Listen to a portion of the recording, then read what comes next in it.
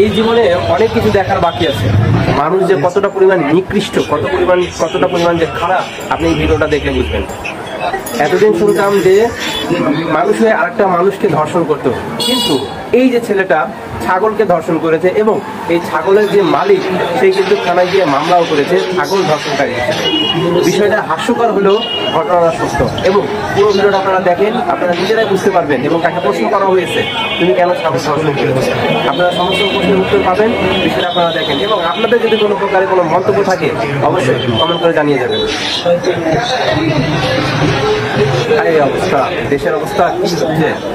মানুষ বলে সৃষ্টির সেরা জীব, আর এই হচ্ছে দেশের অবস্থা। মহিলা ছাগলও সুরক্ষিত না, তাহলে মহিলা মানুষ কিভাবে সুরক্ষিত থাকবে? মানুষ এতটা পরিমাণ খারাপ হলে এই কাজগুলো করতে পারে। একটা পুরুষ ছাগল আর একটা পুরুষ ছাগল আলাদা বিষয়, কিন্তু একটা পুরুষ মানুষ কিভাবে একটা মহিলা ছাগলের সাথে এই কাজ করতে পারে? বিষয়টা আপনাদের কাছে ভালো লাগলো বলেন, এরকম প্রশ্ন করা হচ্ছে, শুনেন আপনারা শুনেন।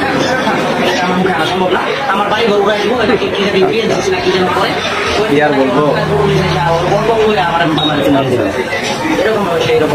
যাই হোক, আপনাদের যা বলার লাগে অবশ্যই কমেন্টে বলে যান।